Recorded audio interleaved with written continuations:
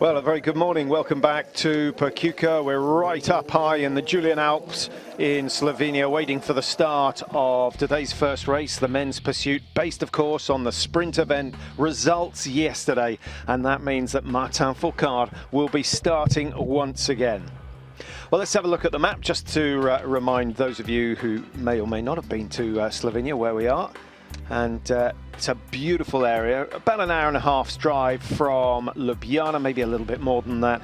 Most of the team's staying in Bled. They've got a long drive up the hill every morning to get to the range area. They'll be delighted this year that the snow is in good condition. The wind, we haven't had any wind so far, which is extraordinary for Pokljuka. But we're in for a treat today. Second head-to-head race of the season, and Mike Dixon alongside me, Patrick Winterden once again. Mike, again, we're expecting Fourcade to clean up on this one and make it 4 wins out of 5 so far this year. Plus, of course, that single mixed relay that he won. But it didn't go his way in Östersund last week. It didn't. To start with a 41-second lead last weekend, to lose that, finishing third, he'll want to put that right. We know how he operates. He'll want to put that wrong right again.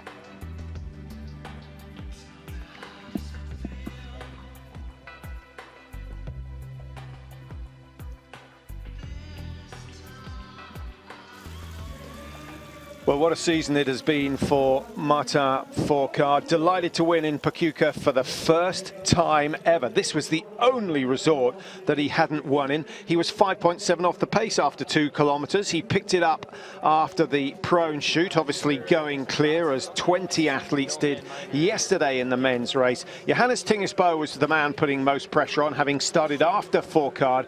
A very quick prone and stand shoot from Johannes Tinges, but Fourcade, who sensed something wasn't quite right in the morning, took that first lap purposely slow and then started to turn it on. He was only half a second adrift when he left the range. Johannes Tinges gave it everything on his last loop, came in with a lead of 7.2 seconds, but Fourcade destroyed the Norwegian. Revenge for the result at the mass start at the World Championships last year, or a little bit. At least a little bit. But you're right, he put it together so well, having felt uneasy on the range initially, and of course a great outcome. Well, there are the stats, you'll be familiar with them. 52.2 seconds, but Fourcade destroyed the Norwegian. Revenge for the result at the mass start at the World Championships last year, or a little bit. At least a little bit. But you're right, he put it together so well, having felt uneasy on the range initially, and of course a great outcome. Well, there are the stats, you'll be familiar with them. Put it together so well, having felt uneasy on the range initially, and of course a great outcome. Well, there are the stats, you'll be familiar with them. 52 World Cup wins now from 242 starts ever. Mike, you think he's already there. Bjorndalen still ahead, of course, on number of wins, up at 94 biathlon and 1 cross country.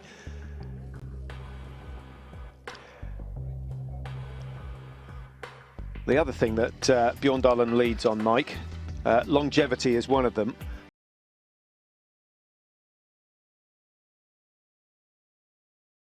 Coach.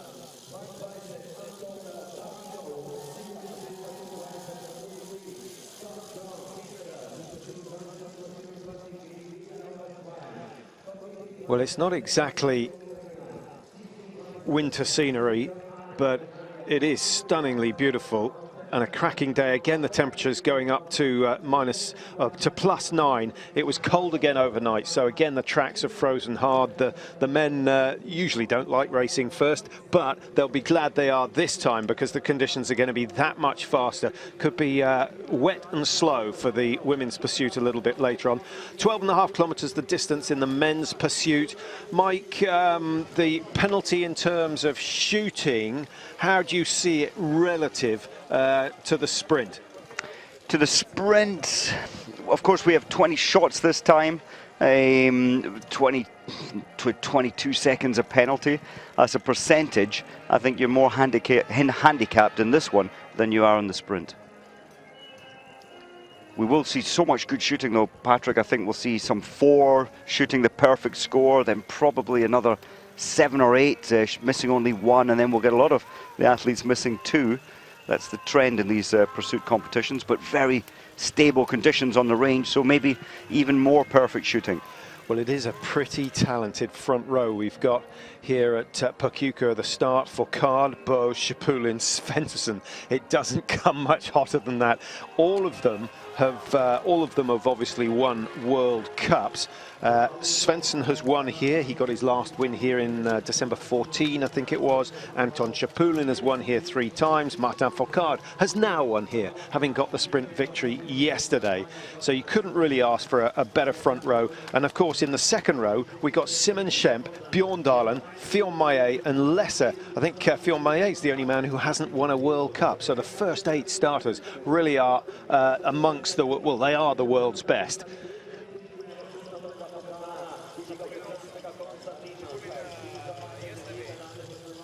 There is Fionn Maillet. Well, a very warm welcome to Pokljuka if you've just joined us, just in time for the start of the second pursuit of the season, based on yesterday's sprint. And therefore it is a chasing start, effectively. Fourcade with a 14-second lead over Johannes Tingesbo. He couldn't win with a 41-second lead last weekend. I think the psychology with only 14 seconds to play with is slightly different. So, and with no wind at all to bother them, Mike, he should be able to wrap this one up. You certainly feel that, but look at Johannes Tingesbo starting 14 behind. There goes Fourcade. Johannes will want to try and close that gap as quickly as he can. Is it possible? Unlikely. You think so, or do you think Johannes will think, okay, I pushed too hard too early in yesterday's race, I've got to pace it. He's got 5 laps to do. Šepulin is the man that I think could do something. The Russians won the first pursuit with Babikov. Can they win it today with Šepulin? And Svensson, my goodness, how much would he like to win? And actually, that's what the Tour needs. They need Svensson to win to get some of that life back into him. Well, looking at it earlier, I thought that Svensson is now the man. He's got the hunger back. We can see him pushing harder than he has done for a couple of years, so he really has the desire for this one. Fionn Maillet, Schemp, Bjorn Dahlen, Lesser, Krishmar all the way. Matiev Elisev going off number 10. He's gone. Simon Eder has gone. Clement Bauer waiting for his start orders. Number 12 on the right of your screen. Clement Bauer with a clear shoot yesterday. That got the crowd on their feet. And Svetkov chasing him out of the starting gate. Mesetic goes at 1:05. Now in the second minute of the start, we've got 41 starters. So that's more than 1 every second and a half. It's not a mass start, but it creates this fabulous tension. And also, Mike, it could create some congestion on the range. We've only got 30 lanes. We've rarely seen 41 in that chasing minute, if you like. So the first minute's all right. It's only got 14 athletes. The second minute, as you say, 41. I think we might have a bit of a roadblock on the range. It's well managed, though, but we could have some issues. Well, I've seen already that Svensson has gone past Šepulin. I think actually you should phrase it the other way around. Šepulin has dropped behind Svensson. He's looking for an easy ride on that first 2.5K. Well, Johannes, we're talking about Johannes maybe chasing down Fourcade. It's in his DNA. He cannot but fight. He's designed to be a fighter on the track, and I think he'll try and close Fourcade down, which will drag on Šepulin and Svensson. he will lose, and he'll lose a number of races, and then he'll realise that you have to be wise as well as talented. It's such a difficult way, and that's really where Fourcade has been so clever over the last few years. He knows when to push, which lap to push on. He knows that you're going to need something, particularly in these head-to-heads, you're going to need something for that last lap. And I think that's where this man, Fourcade, is the outstanding biathlete. He monitors himself on a daily basis. He can make changes to his strategies on a daily basis. Not many athletes have the privilege or the ability to do just that.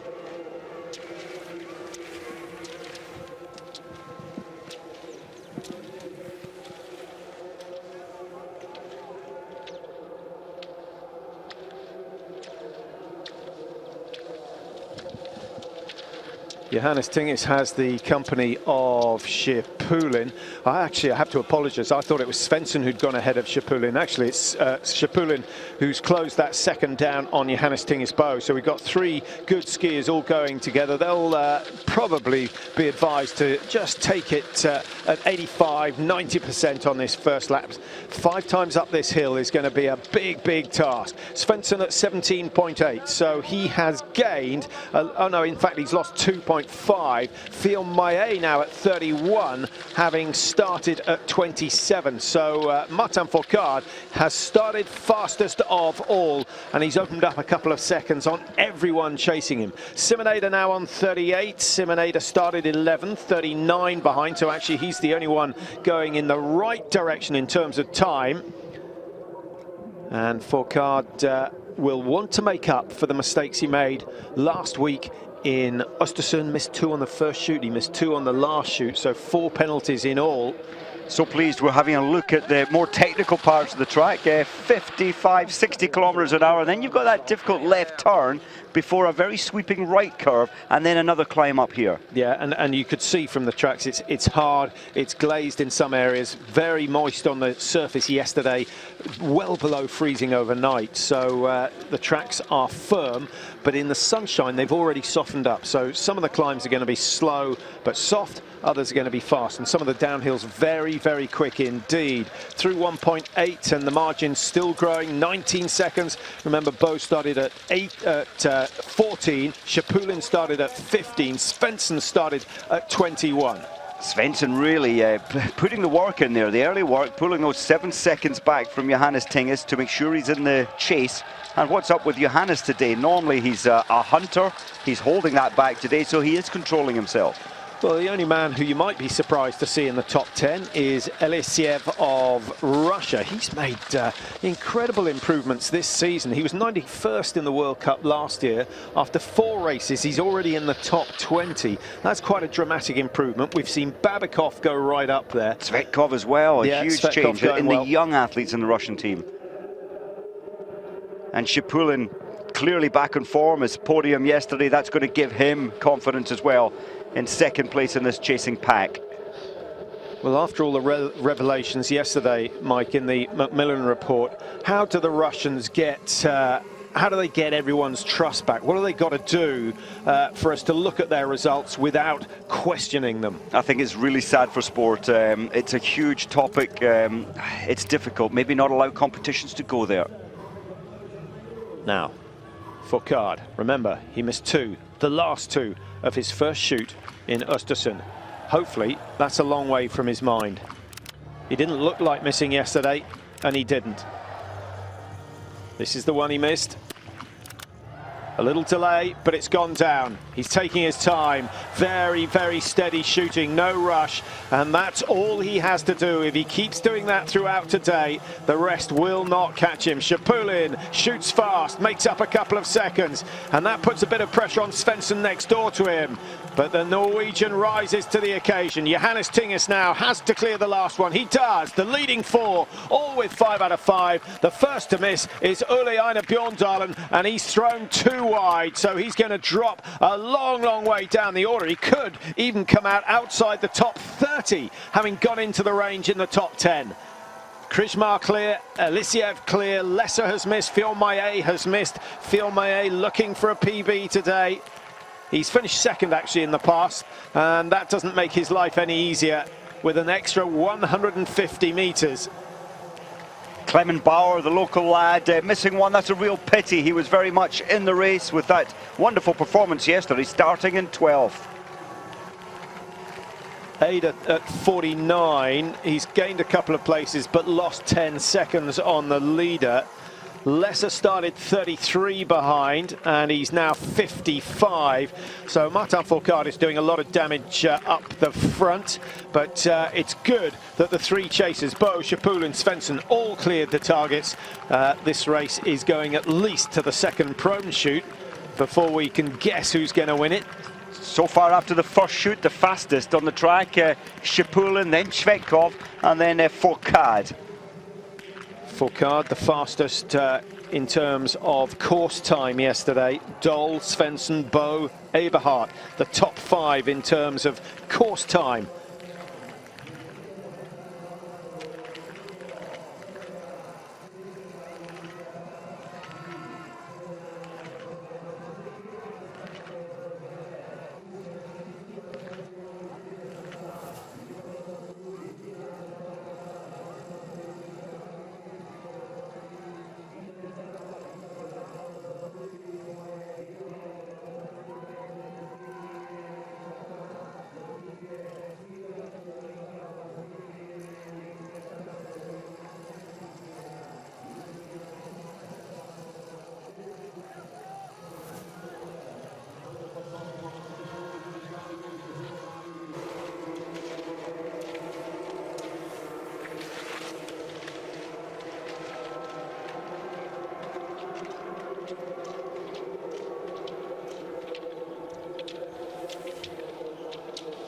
Coming up to 3.7 kilometers, and it's still the yellow bib of Martin Fourcade in front, but you can see from behind that Anton Shapulin has done good work. He's closed the gap down to just over 15 meters and broken away from the two Norwegians. And Shapulin did that, Mike, on the back of some quick shooting. Svensson and, of course, Burr really taking their time on that first shoot.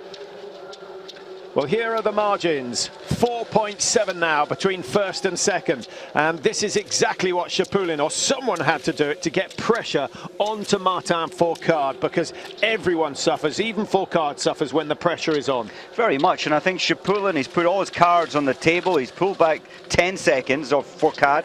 We'd maybe expect him to haul that final 4.7 back to go into the shooting range right on the tail of Fourcade's skis.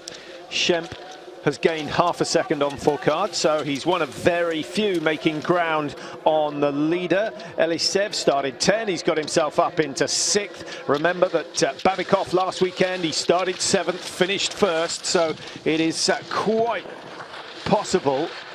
I'm just trying to think, I think Fourcade last year started 30th and worked his way all the way up to 2nd, so you can make incredible gains in this pursuit, provided you hit the targets. Look at the way Fourcade is staying way over to our right. That's the shaded part of the track. They're absolutely trying to keep in the icier part that's slower in the sun. He's surprised to sense that there's someone on his tails.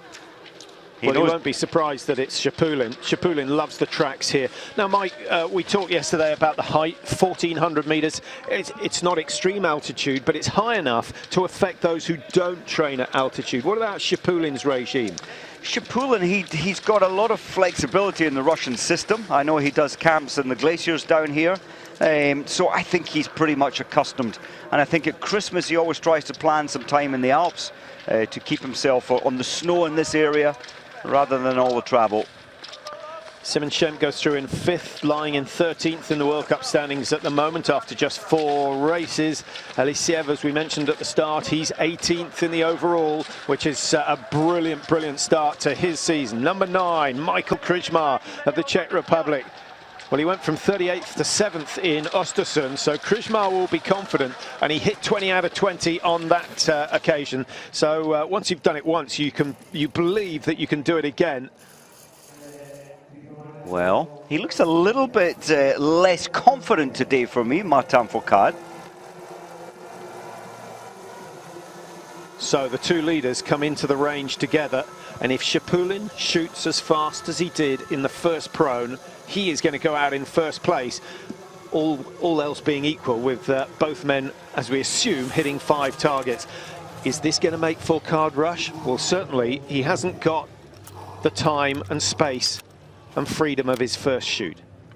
Šepulin very much a different strategy, getting down into position, but I think Šepulin will shoot faster. Svensson in 3, Johannes Tingesbo in 4. Change in tactic from Martin Fourcade. One, then the other. Down they go. Fourcade with a little delay on the last one. He makes sure that delay was just to ensure it goes down. Both leaders stay in the race. A miss for either Svensson or Bo could prove so expensive in conditions like this. Still not much wind. Certainly not in lanes 1, 2 and 3. Bit of breeze developing in the middle lanes. Watch out for that. We could see a few misses. I wonder if that's what made Bjorn Dahlen miss in the first shoot, Mike, or whether it was the fact that he tried to stay with that second group, and over the last 3, 4, 5 years Bjorn Dahlen has taken the first lap a lot steadier than everyone else. I think it's more your second option. This wind is moving the fall of the shot by nearly a centimetre, 3/4 of a centimetre, not enough to put it off. It's remember 40 mil target. Another miss for Simon Eder. Eder the quickest shot yesterday, 49 seconds for both shoots combined. That is fantastic. I know a lot of athletes who take 49 for one shoot. Bjorn Dahlen, he will have been told exactly on the track where the fall of the shot's missed. Yeah, the wind has picked up, so I suspect a lot of those have just either aimed off or adjusted the sights. Benedikt Doll. Now, Doll, as I said, was up in the top 5 in terms of ski speed. He was only 6 seconds off the course time of Martin Fourcade yesterday, so he's the second fastest skier out there, and the course time as opposed to the lap time, Mike, takes in the time spent in the range area as well. Well, that's right, and Doll is well, from 21st up to 13th to date. 3 misses for Hoffer. He's not got it together so far this year.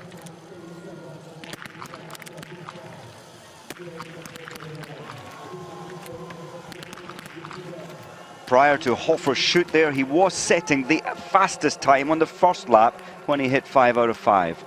So there you see that Lesser, Eder, Bjorn Dahlen with misses. Everyone else in the top 10 has gone clear. Krishmar's kept himself in it. He started in 9th, 36 seconds, so he's only lost 8 seconds to the race leader, who is now Anton Šepulin. Fourcade is not going to find this one easy. It was Russia who denied him last week. Šepulin, 3 wins in Pokljuka. He's 2 seasons ago he got 2 firsts and a second. He was on tremendous form. Šepulin also does well in Antholz, as does Eric Lesser and Simon Schemp, but yeah, well, Šepulin, I think, as you said, Antholz is the place where he comes to great form, and this 1,400 meters of altitude, it suits him. Look at this, cat and mouse.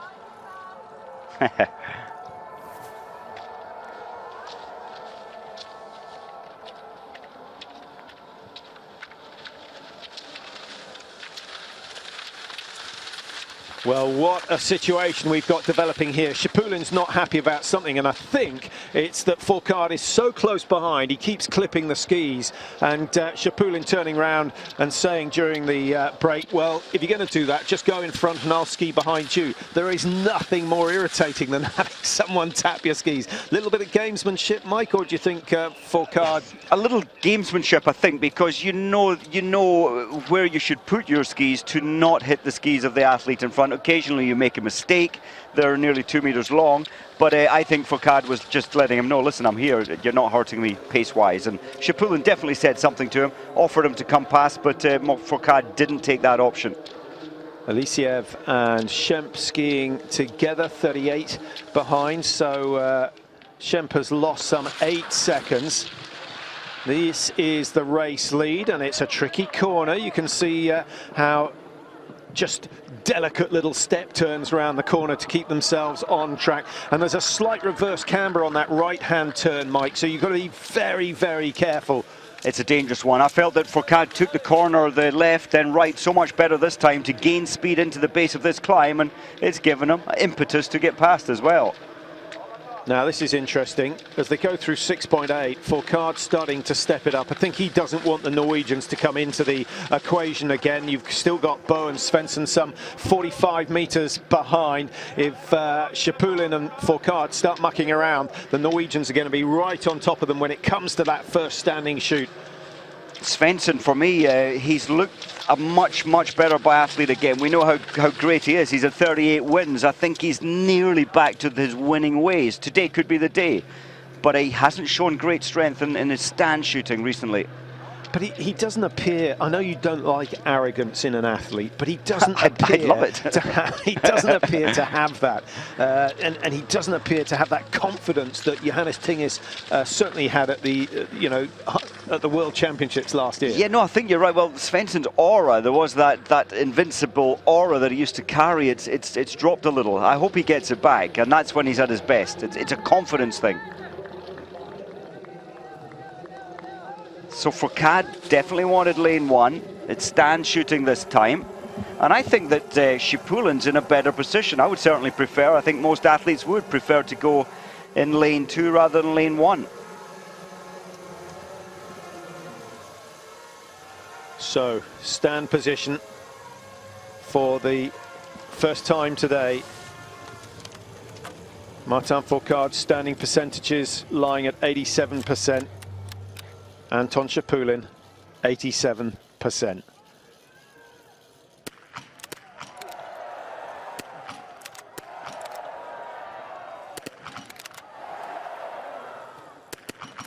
Third target and the fourth go down together, and the fifth. You cannot separate these two at the moment. Their last prone shoot was shot for shot, the same in the first stand, and suddenly the pendulum, the pressure pendulum, swings towards the Norwegians. Svensson and Bo know that as we draw towards the end of this race, a miss becomes even more important. Good shooting from Svensson, 4 out of 4 so far. Slight delay on number 5, and Svensson and Bo keep the battle going for third place, but one mistake from either of the leaders and their chance of a win will go. But remember, Fourcade some 13 seconds quicker than everyone else in the on the final lap yesterday. So does that mean that Schipulin's got to beat? He's got to open up a gap before the last shoot or after the last shoot? I think Schipulin, what we saw that last rotation on the tracks, he's run out of steam. He put a very fast second lap in, and that has tied him up a little. So you think Schipulin's spent? I would suggest that Fourcade's finish yesterday was maximum, and he might be suffering from that at the end of today. Yeah, he hasn't looked himself really in this race. He's getting some of his magic back. Fourcade, I think he'll tuck in behind Schipulin to begin with, then pass him again out on the track. Landetinger, Patrick, further back, is the fastest on the track. We'll have to see how his stand shoot goes this time. Yeah, we ought to track those who've made good ground. Most of the top 10 have stayed there. Bjorndallen's making life difficult for himself with another 2 misses. As you say, Landetinger started 49. He's got himself into the top 25 already. Bjorntegard's had a good run, Mike, 38th to 20th, having missed no targets up to shoot number 2, waiting for him to finish his third shoot. Oh, Bjorntegard, he's got to miss one now.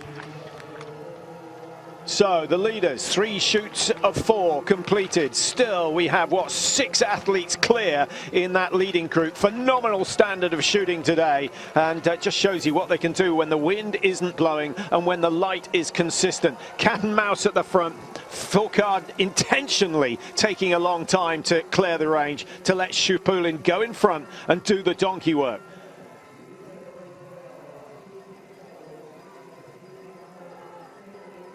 Rico Gross, one bag of nerves, and you can understand it. It's nice. He's done well with the Russian team, actually, Mike, and he seems to be enjoying it, certainly more than Wolfgang Pichler did. Yes, well, I think last year I think it takes 2 years for a coach to put their personality into a team. Last year it wasn't so successful for the Russians. This year it's a brilliant start for them. The young lads really coming through, and Schipulin back at his best. And Fourcade having a good long look over his shoulder, just trying to track Bo and Svensson. He'll be happy to see that there's a significant gap. It's at about 20 seconds at the moment, but he won't be happy to see that they're both there, because he would have been hoping that one of them had missed on that first standing shoot. Well, Fourcade will be working out stats, figures, facts, and he'll realise that Johannes Bo possibly is his main challenge on the last lap if he misses the target, so he has to keep the gap to 17 seconds.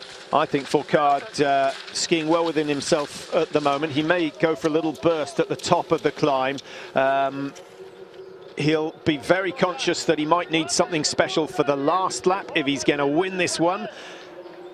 But he does not want the Norwegians on the range at the same time. No, very much. Well, the Norwegians chasing, they're working together. They've certainly helped by pulling almost 5 seconds back from the range to this point. Well, that's good news in one sense, but it's bad news in the fact that it makes that final stand shoot harder. It's bad news in terms of having something to give on the final lap, because surely this one, if they all shoot clear, we're going to have one almighty fight over the last 2.5K, which is just what we want. The races just get better and better as the season goes on. You couldn't make it up. For Fourcade, for Šepulin to hit shot for shot 3 times round is quite amazing. This is the tricky right-hander. Šepulin goes left and then cuts in. He doesn't want Fourcade. Much better from Šepulin that time, but he still doesn't look quite as confident on his skis as Martin Fourcade does. And Fourcade will already have sussed that, okay, this is a great point to make a move on the final lap if it comes to a head-to-head. Yeah, well, look at Fourcade. Once again, he's passing, taking the initiative, leading into the range. He wants lane number 1 again. Well, it's worked well for him so far. 9.3 kilometers completed, 12.5 the total distance. What a race, unbelievable. You couldn't make it up. The lead 4 are still the lead 4. Well, I think we're all fans of pursuits and mass starts, but I have to say that the time trial yesterday, particularly the women's, was one of the best we've ever seen, and it was improved by the fact that some of the big names decided it was going to be quick later on, and then of course they performed to put pressure on the likes of Dalmar. But there were so many potential winners in the women's sprint. I think it was one of the best time trials we've ever seen. Yeah, in the women's field, the men, the top 60 at 2:14, the women are closing that gap. They used to be a minute slower, now it's 2:24, only 10 seconds more the gap to the top 60. The women's field is tightening up. Fourcade has really pushed his pace. He's going into the range on his limit. A very limited recovery from this point on. Šepulin looks comfortable though, behind him. They both need 5. Well, and what's the betting, Mike, that if one of them misses, the other will miss as well? It's a fair chance to say that that will be the case. You're aware of what happens. You can't block it out to the person's target beside you. We will see. Final shoot. 2.5 kilometers still to ski, but 5 targets to hit. 50 meters the distance.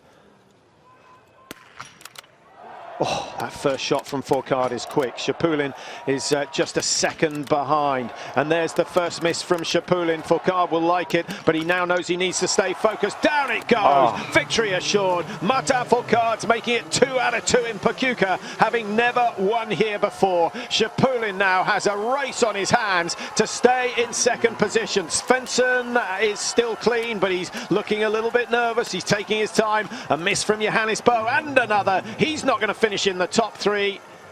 Svensson needs this to challenge for second. He's got it. And Šepulin coming off the penalty loop. What a race. Here he comes. They're going to be together. Nobody wants to lead it. Well, how do you think that will have affected Šepulin's psyche? You know you're in for a really tough last loop. Had Svensson been on the penalty as well, Šepulin could have cruised through to the finish. Well, I think that's where Svensson could have really hit it hard, because knowing that an athlete's been on a penalty loop, they're frustrated, you're more tired than the person just coming out having hit 5. We'll see what happens. Well, Šepulin's a good sprinter. Svensson in his prime used to destroy Bjorndalen over the last 500 meters. Not that that's any major task, but he's still a good tactical sprinter, Svensson. And of course we saw him outdo Fourcade in Novo Mesto in the World Championships there on a number of occasions. Yeah, no, without a doubt, and he seems to be back angry again. That was Schemp maybe going ahead of Johannes Tingis. Look at Mickey Rösch. He's had a tremendous run. What a good season he's having. He's let himself down generally on the last shoot, Rösch, and shown good ski speed, but today he's hit the last 5. We'll track him out. He's come out in 6th position, having started started 16th. So from those starting outside the top 10, he is in the strongest position. He's got a big gap to make up on Simon Schemp. I don't think that's going to happen. There you see him down in 6th. So Foucault, Chapulin, Svensson, Bo down in 4th, and a big gap between 3rd and 4th at the moment. Simon Schemp might fancy his chances of challenging Johannes Tingis for 4th.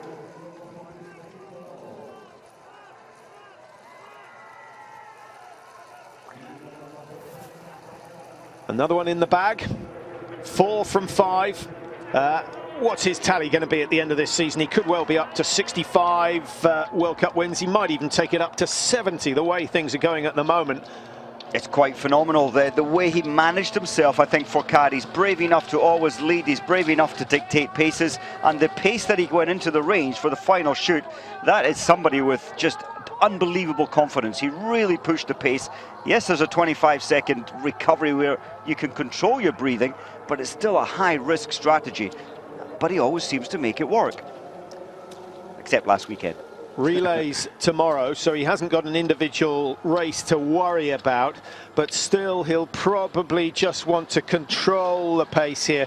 And Mike, actually there's a massive difference between going at 85% and going at 90% in terms of the damage it does and the length of time it takes to recover. Very much so. If you go too hard, and I'm just wondering from Chapulin's second lap where he really pushed the pace, he pulled a lot of time out of Martin Foucault.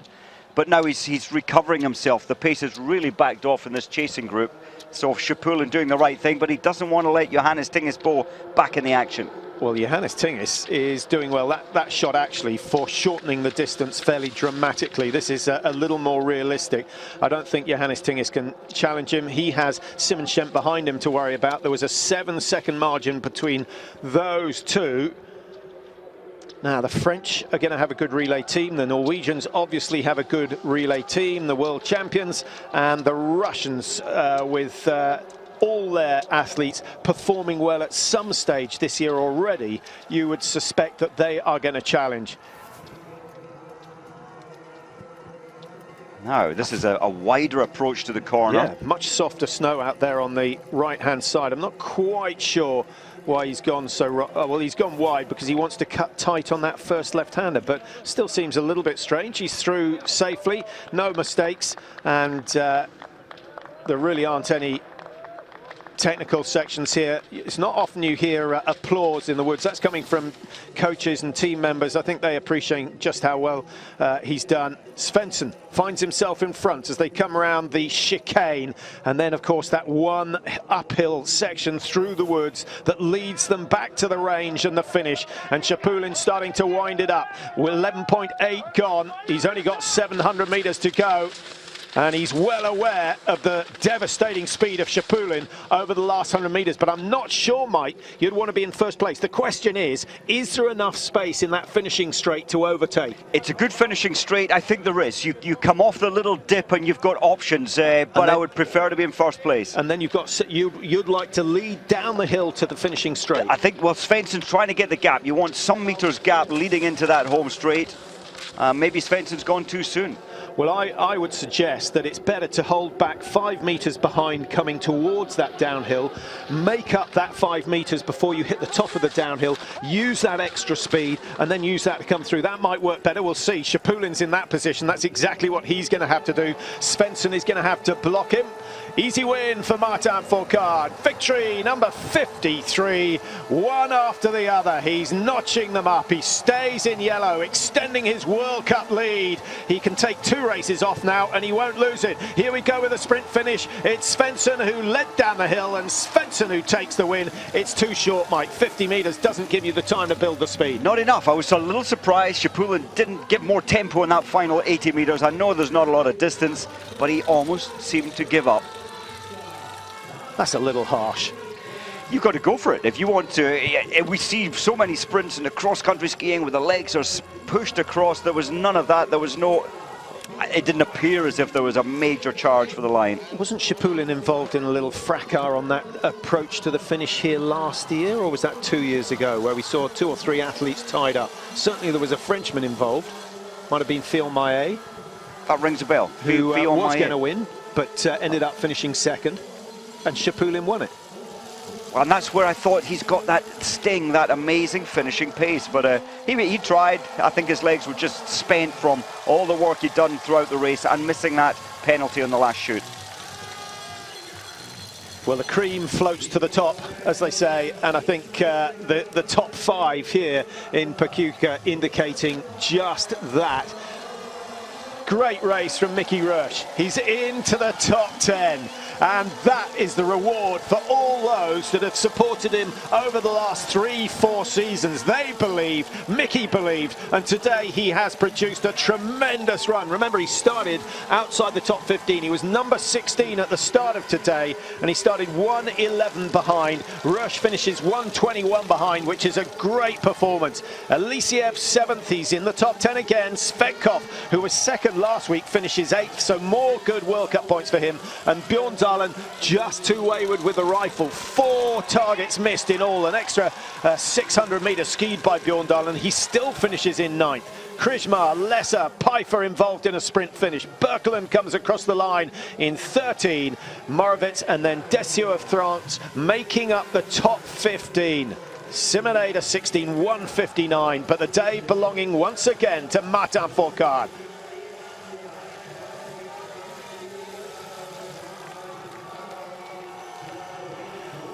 Well, you'll be very familiar with these stats. Here they are again, just in case you needed reminding. 53 World Cup wins, and he wasn't even at 50 before the start of this season. What's going to stop him? Very little. He just has everything. He's got the pace on the skis. He can manage his race. He can outshoot anybody under pressure. He's a very difficult man to beat this season.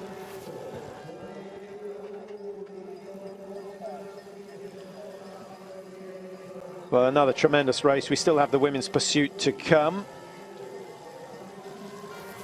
Plenty of alpine skiing coming up from Val d'Isère today. I hope you can stay tuned right throughout the day. And of course, more to come tomorrow as well. It's a busy, busy weekend as we work towards the Christmas period. Incidentally, next week is the last biathlon round before they have a break for Christmas. And then we head down to Oberhof for the Biathlon Trophy events. Perfection from Martin Fourcade. He hits 20 out of 20 and he wins his 2nd race in 2 days. He now makes it 2 wins in Pokljuka, having worked for 10 seasons to get his first.